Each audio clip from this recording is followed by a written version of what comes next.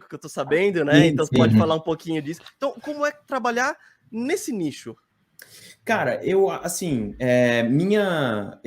realmente falo para todo mundo, tipo, eu quero começar a fazer alguma coisa em cultura pop ou no YouTube, como é que eu faço? E realmente eu sempre falo isso. Abre e faz. Tipo, abre a câmera ou escreve ou começa a fazer alguma coisa. Não tem como você saber como fazer alguma coisa sem dar o primeiro passo. Né? E às vezes o primeiro passo é você ler sobre aquilo, é você estudar, depende muito da área onde você está. E às vezes, se você quer criar conteúdo, você tem domínio daquele assunto, às vezes é só você ligar a câmera ou você começar. E não quer dizer que está perfeito, só quer dizer que você tem que começar. Eu acho que a parte de cultura pop, ela tem, e de cultura no geral, ela tem muitas especificidades, sabe? Eu passei por muitas, e passo ainda por muitas áreas diferentes desse mundo, né? De atuação, de criação de conteúdo. E hoje, eu atuo muito, eu diria que, assim, na criação de conteúdo, eu atuo em dois mundos diferentes, né? O de redes sociais inclui aí o YouTube, tipo, com as minhas redes e tudo mais. E aí a parte do Chipo como uma pessoa que toma conta dessa iniciativa, né? Tipo, eu não escrevo um monte para o Chipo, a gente tem um pequenininho time, mas valente time dentro desse aplicativo que faz ele crescer. E aí eu tô nesses dois mundos o tempo inteiro. Eu acho que o que eu trouxe da minha experiência, tanto de Omelete quanto das outras empresas que eu passei, nesse mundo de cultura pop no geral, é que eu acho que você tem que entender não só o contexto onde os produtos que você está falando, as obras que você está falando, onde que eles vivem, a contextualização de um produto, seja na hora que você for dar uma informação, fazer uma crítica, emitir uma opinião, fazer uma análise, é muito importante. Para mim, a contextualização de tudo que você conta é importante. E o que eu quero dizer com contextualização? Quando eu for falar de Star Wars, eu preciso fazer com que as pessoas entendam da onde vem, obviamente na minha visão, né, porque eu tenho as minhas influências, da onde vem aquele tipo de história. Por que aquela história acontece? Por que a Disney está fazendo isso? Por que Star Wars é aquilo? E também, obviamente, falar sobre as teorias, que a gente ama falar, né? Do tipo de por que o Jedi tá ali, o que é a força, etc. Só que eu acredito muito que uma coisa não funciona 100% sem a outra, né? Eu acho que o papel de um comunicador é essencialmente contar uma história, mas também ser parte de uma educação e de uma conscientização das pessoas.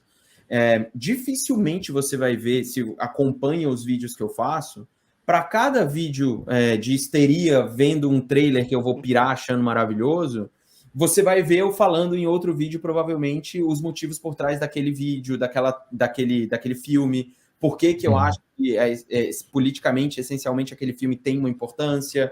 Tem sempre isso ali dentro, sabe? Porque não existe nada sem sociedade, não existe nada sem política, não existe nada sem cultura de verdade. Então, eu acho que é essencial que as pessoas que trabalham com cultura pop, no geral, entendam isso. Uma coisa não vive sem a outra, porque a cultura pop, se a gente pegar aquela mais nichada mesmo, Star Wars, Marvel, DC, etc., elas sempre foram veículos muito fortes, né, de bandeiras, de política, de sociedade e tudo mais. Então, assim, não tem como você falar de Star Wars sem você falar de Guerra do Vietnã, sem você falar sobre governos autoritários. Não tem como falar de Harry Potter sem você falar disso também. E hoje não tem como você falar de Harry Potter sem falar de transfobia por causa da autora. Você não tem como falar de Capitão América sem falar de patriotismo. Não tem como você falar de Coringa Coringa e de Batman sem você falar sobre esse tipo de coisa também. Então, assim, cultura pop é isso. E acho que tem muita gente que divide as coisas, tipo assim, eu quero só uma coisa para me entreter, ou eu quero uma coisa para filosofar.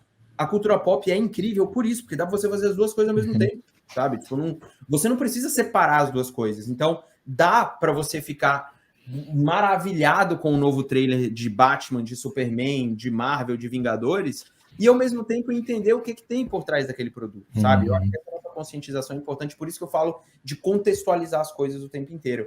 E isso é um exercício, cara, para quem cria conteúdo, de frequência. Você tem que fazer o tempo inteiro, você tem que testar aquilo, você vai errar e você vai continuar a criar a sua narrativa, sabe? Então, hoje, no Chipo e nos meus canais, eu falo o tempo inteiro. Eu conto histórias de sai uma notícia, eu vou lá falando, eu vou reagir, eu falo, e a pessoa que está acompanhando junto comigo, eu tento criar uma narrativa junto com ela, né? Tipo, a gente está junto vendo a mudança daquele assunto. Não é mais como antes, onde talvez na minha época de Omelete, onde a gente soltava um vídeo e meio que ele era o statement, né? Tipo, é a nossa opinião sobre isso. Não é mais assim, sabe? Às vezes é uma história que vai construindo. Eu não sei quando é uma crítica de filme, eu achei isso, sabe? Mas essa coisa vai se construindo. Então, para mim, criar conteúdo em cultura pop hoje é você contextualizar e entender que uma história é viva. Ela não para de mudar. E você tem que usar as redes sociais e os canais, né, no geral, que você tem, para conseguir criar essa história junto com a pessoa. Perfeito. Caretinha. Cara, é inacreditável, assim, eu tô um pouco maravilhado na questão da identificação com o discurso mesmo, sabe? Porque é exatamente essa a concepção que eu e o Sérgio, principalmente quando a gente vai trazer aqui sobre cinema, filmes e por aí vai, ainda mais os filmes, não só os filmes reflexivos, como por exemplo, a gente falou esses tempos de Beau is Afraid, então a gente traz também uma reflexão por trás do filme, no caso, não só simplesmente analisando de forma crua o filme, mas também a gente tenta trazer esse contexto mais denso, digamos assim, quando a gente fala de uma obra, ou quando a gente acompanha isso de acordo com a mudança que aquela obra vai trazer.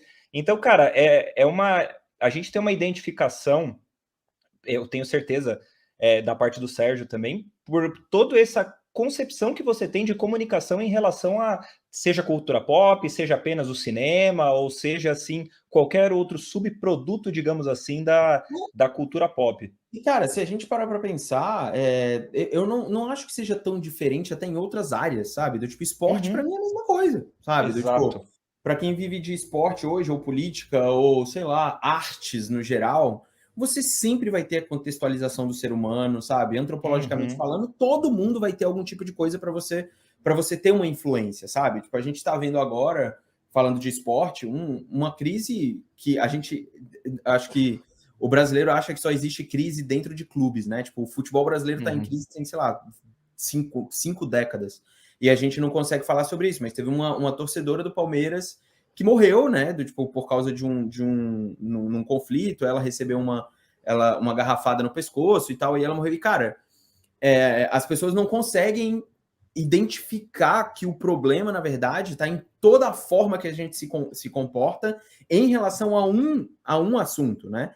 Por quê? Porque muitas vezes muita gente acha, numa cultura que a gente é criado, de que o futebol é entretenimento. Ou o futebol é uma discussão política. Não, é tudo ao mesmo tempo. Tudo. Sabe? E quando você exclui um ou outro, você acaba entrando por alguma vala que você vai errar e você vai acabar cometendo um erro que pode ser crucial. Isso acontece com cultura, isso acontece com esporte. E principalmente com cultura e esporte, talvez a gente tenha mais a separação dessas coisas, porque as pessoas usam isso sempre como escape. Elas acham que o escape não tem necessariamente algo sobre sociedade, cultura e política. E tem, desde o início da humanidade, sabe? Só que você não precisa se sentir incomodado por isso. E às vezes é a minha batalha com um fã de cultura pop, que acha que ele gosta disso e daquilo, eu só quero entretenimento para minha vida. Você pode querer. Só que uma coisa que você não pode impedir é que aquilo ali também tem uma mensagem que vai alterar a sua vida, sabe? Eu só queria completar tudo isso falando que assim, tô estudando psicologia, né? Tô no último ano aí de psicologia, e a gente tem uma matéria chamada psicologia social, que é justamente isso. A gente tem que entender que o ser humano, ele é fruto daquilo que ele está vivendo no contexto social, histórico, de tudo. Então, assim, entender como as pessoas, eu acho que a cultura pop, o próprio esporte, eles revelam muito isso. Poxa, uma torcedora do Palmeiras morreu, sabe? Ela nem estava dentro do jogo. Assim, até que ponto uma agressão não vai fazer um gol pro seu time, do mesmo jeito que, sabe, tudo bem, não você querer só o entretenimento, mas você entender também que não é só isso, é o que a gente estava falando até no nosso episódio de Bowl, que são camadas que você tem que entender que existe. Por exemplo, você citou o Coringa fala também de questões de saúde mental, o Coringa fala de questões de sociedade, de uma Gotham visualmente poluída, triste, fria, sabe? Só para retomar o Coringa. E eu queria no The Boys também, cara. Tem o The Boys também. The Boys, demais. Totalmente. O Homelander ali, ele é bizarro ali, a questão de Exato. autoridade, tem até um discurso que leva muito ao trumpismo, né, e tal, mas isso aí Total. é coisa que a gente pode mergulhar por horas aqui, É. continuar falando. Só aproveitando então essa deixa, Thiago, já que você até inclusive falou Sim. de a gente tá vivendo num contexto de greve de roteiristas, os roteiristas. Para ver este trecho completo, outras partes da conversa e a entrevista completa na íntegra, acesse o nosso YouTube. E claro, não deixem de nos acompanhar nas outras plataformas também.